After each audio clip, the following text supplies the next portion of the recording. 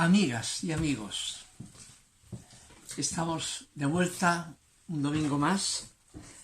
Hemos elaborado hasta ahora las religiones de Extremo Oriente, el hinduismo, la tradición china, y terminamos el otro día hablando de la religión ancestral mapuche, que pusimos ahí porque tenía que ver con esa visión de valoración del orden natural y búsqueda de ese orden natural como criterio del buen vivir, del Kume-Monken, ¿no?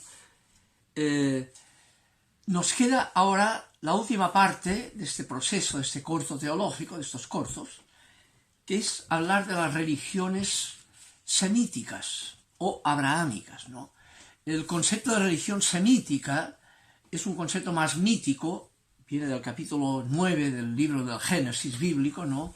Cuando habla de cómo Noé tuvo los tres hijos, Sem, Cam y Jafet, y hay una historieta ahí en que Noé se emborrachó y quedó ahí en su tienda medio pilucho, ¿no? Medio desnudo, y entonces los hijos, el hijo Cam, va ahí invitando a sus hermanos para ver a su padre en esa situación, pero entonces cuando Sem con Jafet, ¿no?, se niegan a verlo y van de espaldas para cubrirlo primero. Y entonces cuando despierta Noé, bendice a Sem y a Jafet también, y maldice a Cam, que dice es el padre de los cananeos, ¿no?, justificando a la conquista por parte de los hijos de Sem contra los hijos de Cam, los cananeos, ¿no? Esa es una tradición semítica, más mítica del relato sobre Noé y sus hijos, ¿no? En cambio, la tradición que tiene una raíz más historiográfica, aunque es mítico-histórica también, ¿no?, es la que tiene que ver con el personaje Abraham, de donde surgen lo que llamamos religiones abrahámicas, con una categoría más aceptable para todos, ¿no? Porque ese personaje que aparece en el capítulo 12 del Génesis, ¿no?, la irrupción de Dios en Ur de los caldeos, en ese personaje Abraham, de ahí, de la descendencia de Abraham, surgirán los hijos de Israel, judíos, y los hijos también de la tradición que marcará el mundo islámico, ¿no? Y obviamente la tradición gentil que se identificará como los hijos de la fe de Abraham, que son los judeocristianos, ¿no? Las tres religiones, judíos, cristianos e islámicos, que constituyen la fe de Abraham como patriarca, ¿no? Son religiones abrahámicas, ¿ya? Ahora, en el mes de septiembre-octubre del año 2020, dentro del proceso de teología fundamental, hablamos ya del judaísmo bíblico, la experiencia creyente de la tradición judía que compartimos con el mundo cristiano, denominándolo el Antiguo Testamento, ¿no?, lo que está en el Antiguo Testamento, judaísmo bíblico, ¿ya? De eso hablamos ya todo el mes de septiembre de 2020, principios de octubre, culminando cuando se produce el exilio en Babilonia de los judíos, y ahí hablamos de el proceso profético de la nueva alianza, con los grandes profetas en Jerusalén, Jeremías, en el exilio babilónico Ezequiel, y el segundo Isaías al final del exilio babilónico, ¿no?, el gran profetismo que marcará la nueva alianza, la raíz de lo que será la reinterpretación del judaísmo que hará el cristianismo, Jesús, en la línea de la nueva alianza profética, ¿ya? De eso hablamos, ¿no? Pero ahora lo que querría concentrarme es qué pasó a partir del mismo exilio babilónico de los judíos, entre el año 587 y 539, esa generación de los judíos exiliados en Babilonia, qué pasó que dio origen a lo que llamamos el judaísmo rabínico, de los rabinos, ¿no? Los rabinos son lo que llamamos los maestros de la Torá o maestros de la ley, ¿ya?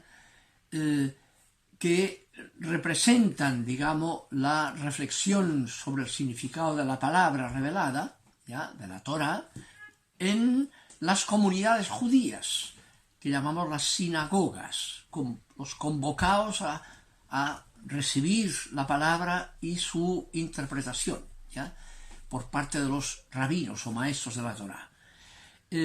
Durante el exilio babilónico, con que tenían la gran crisis que parecía para los deportados en Babilonia que Dios se había arrepentido de las promesas que habían logrado con David y Salomón, ¿no?, la tierra prometida convertida en reino, con la descendencia, los descendientes de Abraham vinculados a los israelitas, ¿no?, todos los del reino de Israel, los israelitas, ¿no?, y el templo de Jerusalén, o lugar de la alianza, parecía que lo tenían todo cumplido, y vino todo el deterioro hasta que en el exilio babilónico se encuentran sin tierra, sin descendencia y sin el templo destruido, sin lugar de la alianza. Entonces viene la pregunta, ¿qué pasó? ¿Por qué cuando lo teníamos todo aparentemente cumplido lo perdimos, ¿no?, y estamos sin nada en el exilio, ¿ya? Y ahí viene el surgimiento rabínico. Vimos ya el profetismo, ahora veamos el rabinismo. La interpretación rabínica de esa situación es que fue un castigo de Dios porque abandonamos la Torá, porque dejamos de cumplir los preceptos de la ley, de la Torá, revelada por Dios en el Sinaí a Moisés y en su tradición oral posterior. Por eso, para que recapacitemos, Dios sigue fiel, pero nos castiga para que recapacitemos y volvamos al cumplimiento de la Torá. Y surge ahí en el exilio el acento puesto en asegurar que retomamos el cumplimiento de la Torá. La importancia de los rabinos, maestros de la Torá, y de las sinagogas. Las primeras sinagogas se construyeron en Babilonia por parte de estos judíos en el exilio, ¿no?, presididas por los rabinos. Ahí nace el rabinato en el exilio babilónico, ¿no? ¿Ya? Y las primeras grandes sinagogas que después seguirán son las babilónicas, Bunamdita y otras, ¿no? Eso. La gran sede del primer rabinismo es Babilonia, ¿ya? Entonces, ahí viene el interés primero por recoger por escrito las tradiciones orales, la Torá, ponerla por escrito, y se ponen a escribir lo que es la tradición bíblica de la Torá. Los primeros escritos bíblicos son durante el exilio babilónico, las primeras escrituras del Antiguo Testamento, ¿no? Después también habrá tradiciones proféticas, los Nevi'im, y al final se irán añadiendo tradiciones sapienciales que construirán los tres bloques de la Torá, que son la Torá sobre el Pentateuco y todo lo demás, ¿no?, las tradiciones proféticas o Nevi'im y las tradiciones sapienciales, los tres bloques que constituyen el conjunto de la Tanakh, Torá, Nevi'im y Ketubim o sapienciales, ¿no? Ahora, junto con eso, reunirlo, los maestros de la Torá dicen, pero hay que asegurar también la comprensión correcta y cumplimiento estricto de la Torá. Y para eso está la función rabínica, que son los que aseguran la Torá y además su correcta comprensión y práctica. Y para eso se dedican a comentar el significado de la Torá. Esos comentarios van en dos líneas, ¿no? Comentarios a textos de la Torá que son de tipo narrativo, historietas, no historias, de paso del Mar Rojo, etc., que son los comentarios rabínicos llamados Agadá o Agadoz. Los comentarios a textos narrativos de la Torá son los comentarios agádicos. Quizá el comentario agádico más importante es el Agadá de Pesaj, el comentario rabínico al paso del Mar Rojo y la liberación, que es la celebración principal de la Pascua judía, ¿no?, según el comentario rabínico Agadá de Pesaj, el Agadá de la Pascua, ¿no? Ahora, junto con los comentarios agádicos están los comentarios a textos legales de la Torá, normativos, cultuales, de reposo, lo que sea, ¿ya?, que son los comentarios llamados halaká o halakoth en plural, comentarios haláquicos, que significa lo que prescribe la Torá que hay que cumplir. Y ahí vienen los comentarios que implica ese cumplimiento, o esa prohibición, qué es lo que se puede hacer y qué es lo que no se puede hacer, etc., ¿no? Eso es lo que se empieza a elaborar en el exilio babilónico. Ahora, llegó un momento en que cae el imperio babilónico, que había deportado a los judíos, y viene el imperio persa, con Ciro. El 539 se impone el imperio persa, y los siros, los persas, apoyan con Ciro a estos deportados judíos para que se vuelvan para su tierra. Y de hecho parte el texto, por ejemplo, del libro de Esdras, el primer libro del retorno de los judíos hacia su tierra, de vuelta, el libro de Esdras, parte el primer capítulo con el decreto de Ciro, que les da la libertad y que incluso pide a la gente que apoye a esos judíos para que se vuelvan a su tierra a reconstruir su templo, etc., ¿no? Y ahí viene el retorno que narra el libro de Esdras. Y Esdras es el personaje prototípico de maestro de la Torá, de escriba o de maestro de la escritura, ¿no? Y de hecho, el libro de Esdras narra que una vez retornan, hay otro libro también que es el de Nehemías, un segundo retorno que narra ese libro bíblico también. Y entonces, una vez ya retorna, Esdras instaura la lectura del texto de la escritura que habían escrito ya durante el exilio, ¿no? El libro de Esdras, en el capítulo 7, dice: llegó Esdras a Jerusalén el mes quinto del año séptimo del rey. Había salido de Babilonia el día primero del primer mes y llegó a Jerusalén el día primero del quinto mes, ya que sobre él estaba la bondad de parte de Dios. En efecto, Esdras se había dedicado con todo su corazón a poner por obra la ley de Yahvé y a enseñar a Israel sus mandamientos y preceptos, el prototipo de un maestro prototípico de la Torá. Y luego, en el libro de Nehemías, segundo libro, en el capítulo 8, es cuando instaura ya, con los retornados ya de vuelta en Israel, instaura el libro de la Torá, la escritura, ¿no? Dice, Esdras trajo la ley ante la asamblea en que se mezclaban hombres y mujeres y todos los niños que podían entender lo que se iba a leer. Era el día primero del séptimo mes. Esdras leyó en el libro ante todos ellos desde la mañana hasta el mediodía en la plaza que está enfrente de la puerta del agua, y todos los oídos estaban pendientes del libro de la Torá. Esdras abrió el libro a la vista de todo el pueblo, pues estaba en un lugar más alto que ellos. Y cuando lo abrió, el pueblo entero se puso de pie. Esdras bendijo a Yahvé, el Dios grande, y todo el pueblo, alzando las manos, respondió: Amén, amén, y se postraron rostro en tierra. Entonces Esdras, maestro de la ley, dijo al pueblo: ese día está dedicado a Yahvé, su Dios, no estén tristes ni lloren, porque todos lloraban al oír la lectura de la Torá. Les dijo entonces: vayan a comer comidas gaseosas, tomen bebidas dulces y denle una ración al que no la tiene preparada, porque este día está dedicado al Señor.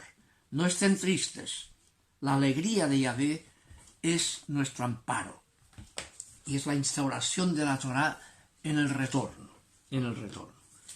Bien, en ese retorno, junto con Nehemías, el segundo retorno, ya tienen el apoyo del imperio persa. Primero el de Ciro, que les dio la posibilidad de retornar, y luego de Jerjes y Artajerjes. Y es un sucesor de Ciro con Artajerjes que tienen el mayor apoyo. Hasta que llega un momento en que se produce la caída del imperio persa en manos de Alejandro Magno, los griegos. Desde el 333 en adelante, y entonces cuando muere Alejandro Magno, el 323, vienen los generales que lo habían acompañado en las conquistas, ¿no? Son los que suceden a Alejandro Magno en los diversos territorios conquistados, ¿no? Y entonces el territorio que corresponde ahora a el antiguo Israel, a los retornados, es el territorio que tomaron los generales seleucidas, los seleucidas, ¿no? Que son los griegos que dominan en toda la Siria y Palestina de la época, ¿no? Hasta que llega un momento en que hay un Seleucida hacia el año 170, que es Antíoco IV, llamado Epifanes, que empieza a querer helenizarlo todo, prohibir la Torá, prohibir la circuncisión, y ahí viene todo el gran problema que tienen los judíos que han retornado a su pueblo con Antíoco IV. ¿Ya? Llega un momento en que hay un texto especial de la época, que es el libro de Daniel, que corresponde a este periodo, en que Daniel se queja de un gesto de Antíoco IV cuando dice, Daniel, aquel príncipe impondrá su ley a gran parte del pueblo durante unas semanas. Durante la mitad de una semana hará cesar los sacrificios y las ofrendas del templo. El devastador, lo llama, colocará el abominable ídolo en el templo hasta que la ruina decretada por Dios caiga sobre el devastador. El abominable ídolo del templo. Quiso él poner una imagen de Júpiter en el corazón del templo antiguo de Jerusalén que empezaban a reconstruir, ¿no? Ese es el abominable al cual aludirá también la tradición de Mateo, anticipando la destrucción del templo, diciendo cuando instauren el ídolo abominable, aludiendo a este texto de Daniel. Ahora, junto con eso, con poner Júpiter en el corazón del templo, ese gesto abominable, ¿no? Hay otro elemento de Antíoco IV, y es que quiso construir un gimnasio adosado a el templo de Jerusalén. Y eso marcó un problema tremendo, lo narra el primer libro de los Macabeos, ¿ya? Porque justamente eso determinó la insurrección macabea contra esa actitud de Antíoco IV. Dice así el libro de los Macabeos, ¿no? Alejandro había reinado 12 años cuando murió. Entonces sus generales tomaron el poder, los seleucidas, cada uno en el sector que le correspondía. En cuanto él murió, se ciñeron la corona y sus hijos después de ellos, durante muchos años, llenando la tierra de males. De su descendencia brotó aquel retoño impío, Antíoco Epifanes, hijo del rey Antíoco, que estuvo en Roma como rehén, etc. Tal idea tuvo buena acogida y algunos acudieron decididamente al rey, la idea de construir el gimnasio, ¿no? Este los autorizó para que adoptaran las costumbres de los pueblos paganos. Con ese permiso construyeron en Israel un gimnasio al estilo pagano. Se hicieron prepucios y renegaron de la alianza santa. Y ahí está el tema. ¿Cuál fue el problema del gimnasio? Gimnasio, gimné en griego significa desnudo. Entonces iban los efebos griegos completos, no circuncisos, ¿no? Y exhibían su realidad al desnudo. Con eso se constituía en una tentación para los judíos que empezaban a avergonzarse de su circuncisión, ya por culpa del gimnasio. Y eso fue el problema que planteó el construir un gimnasio adosado al templo, ¿no? Empezó a ser el problema la circuncisión, ¿ya? Ese tema marcó también que cuando murió Antíoco IV, lo sucedió su hijo Alejandro, un hijo, y Alejandro quiso congraciarse con los judíos, sobre todo con el grupo fariseo, maestros de la Torá, que se habían adaptado, digamos, para mantener el poder a la situación helenizadora, ¿ya? Estos fariseos, también algunos de ellos, y entonces aceptaron el nombramiento de un sumo sacerdote, que es Jonatán, los fariseos.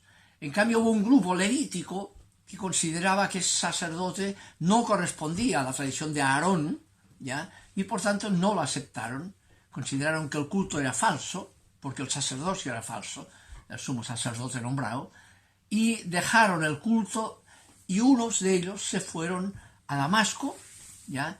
Y otros se fueron en forma monástica al Mar Muerto, a una localidad llamada Qumran, y ahí se instalaron en la expectativa mesiánica de que cuando irrumpiera el Mesías, entonces volverían al verdadero culto, porque el culto que había ahora no valía.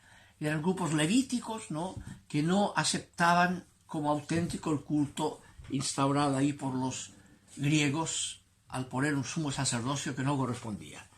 Y ahí tenemos la la tradición de una fidelidad a la Torá irrestricta, tanto en Damasco como en Qumran.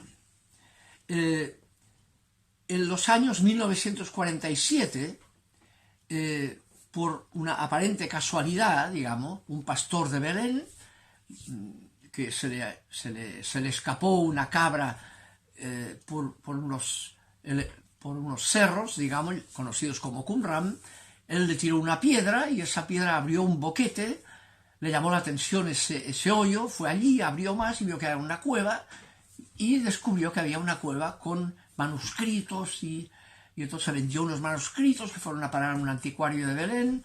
La cosa es que los arqueólogos empezaron a seguir la pista de esos nuevos manuscritos, ¿no? Y ahí se descubrió los famosos manuscritos de Qumran. Después aparecieron al final 14 cuevas con manuscritos distintos. Hay un museo entero en Jerusalén dedicado a los descubrimientos de Qumran, quizá el mayor descubrimiento del siglo XX a nivel arqueológico, ¿no? Y ahí se conocieron estos documentos de Qumran. Y ahí aparecieron textos que corresponden a esos grupos levíticos, ¿no? Grupos en Qumran que se regían por una norma muy puritana, digamos, y también hemos descubierto ahí un documento que, aunque se conocía de antes, el documento llamado de Damasco, corresponde a otros grupos que se habían huido hacia Damasco cuando no aceptaron el sacerdocio de Jonatán, nombrado por el griego, ¿no? Ese es el contexto en que querría seguir el próximo día, ¿no? ¿Qué importancia tiene en ese seguimiento de la tradición rabínica ya en el retorno de vuelta del exilio babilónico con lo que nos aportan los descubrimientos de Qumran? El próximo día nos vamos a centrar en esto, el rabinismo que aparece en los textos de Qumran y el documento de Damasco. De eso vamos a hablar. ¿Ya? Que estén bien. ¿Ya?